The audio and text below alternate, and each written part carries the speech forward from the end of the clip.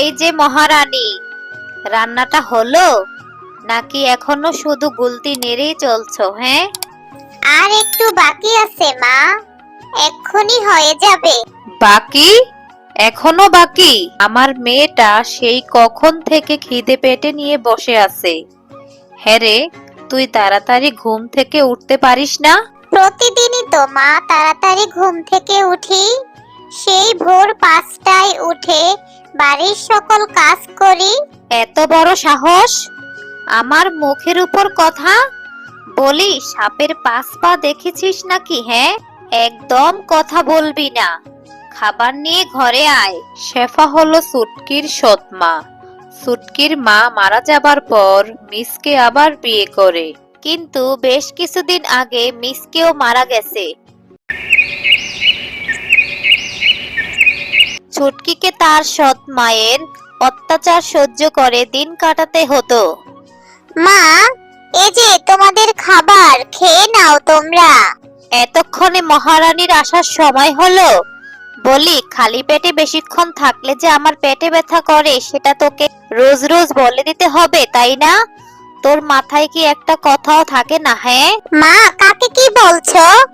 ওর মুখের মতোই ওর মাথাটাও কুসকুসে, তাই তো ওর মাথায় কিছুই থাকে না। ঠিকই বলেছিস। মুখটা দেখতে কুচকুচে, কি বিশ্রী দেখতে। বাবা, ইয়াকথু, একটুও ভালো দেখাচ্ছে না। আমাকে মোটেও বিশ্রী দেখতে নয়, আমার মা বলতো আমাকে ওই আকাশে চাঁদের মতো দেখতে। হ্যাঁ, তাই তো, তোকে দেখতে ঠিক অমাবস্যা চাঁদের মতোই। এরকম ভাবেই কিছুদিন কেটে যায়। মা বেঁচে নেই বলে আমাকে এসব কাজ করতে হচ্ছে মুখ বুজে। সমস্ত কাজ করার পরেও ওরা আমাকে কত কথা শোনায়। আর যদি আমার বাবা মা বেঁচে থাকতো তাহলে আমাকে এভাবে কথা শুনতে হতো না। আমার আর ভালো লাগে না। বাবা মা, তোমরা কেন আমাকে তোমাদের সাথে নিয়ে গেলে না? চুটকি কালো হওয়ার কারণে তার সৎ মা আর তার সৎ বোন তাকে অনেক নির্যাতন করত, আর ছুটকি মুখ বুজে সবটা সহ্য করে নিত। এই ছুটকিকে নিয়ে হয়েছে আমার যত জ্বালা। সম্পর্কে তো ও আমার বড় মেয়ে। প্রতিবেশীরা সবাই শুধু বলে আমি নাকি ওর উপর অত্যাচার করি। তা অত্যাচার করব না কি করব? হ্যাঁ, ও আমার সৎ মেয়ে। ওকে আমি কখনোই নিজের মেয়ের মতো দেখতে পারবো না। সুযোগ পেলেই ওকে আমি বাড়ি থেকে বের করে দিব। আমি এখন কোথায় যাব? আমার তো যাওয়ার মতো কোনো জায়গা নেই।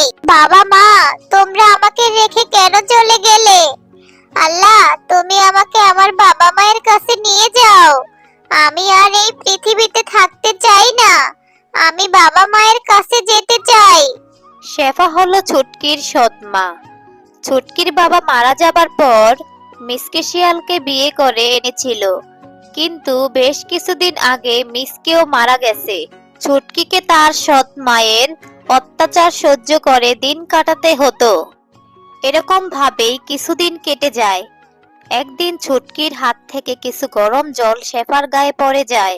ও মা গো, মেরে ফেললো গো! তুই আমাকে মারতে চাস তাই না? তুই তো খুব খারাপ হয়ে গেছিস। তোকে আমি আর আমার বাড়িতে রাখবো না, ডাইনি।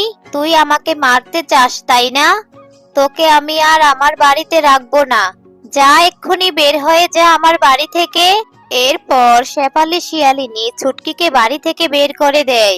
এরপর অসহায় ছুটকি খালি হাতে বাড়ি থেকে বের হয়ে এসে একটি পুকুর পাড়ে এসে দাঁড়িয়ে কাঁদতে থাকে। আর তখনই সেখানে একটা পরী উপস্থিত হয়। কি হয়েছে ছুটকি? তুমি এভাবে এখানে দাঁড়িয়ে কান্না করছো কেন? কে তুমি? আর তুমি আমার নাম জানলে কি করে? আমি হলাম পরী। আমি সব জানি। এবার বলো, তুমি এভাবে দাঁড়িয়ে কান্না করছো কেন?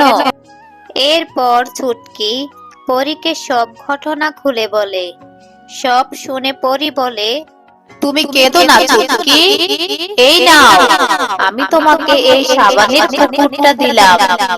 এই পুকুরে তুমি যে সাবানগুলো দেখতে পাচ্ছ, ওই সবগুলো জাদুর সাবান। এই সাবান দিয়ে তুমি গোসল করলে তুমি খুব সুন্দর হয়ে যাবে। এখন আমি আসি। এরপর পরী সেখান থেকে চলে যায়, আর ছুটকি সে পুকুর থেকে একটা সাবান নিয়ে তার গায়ে লাগাতেই সে অনেক সুন্দর হয়ে গেল।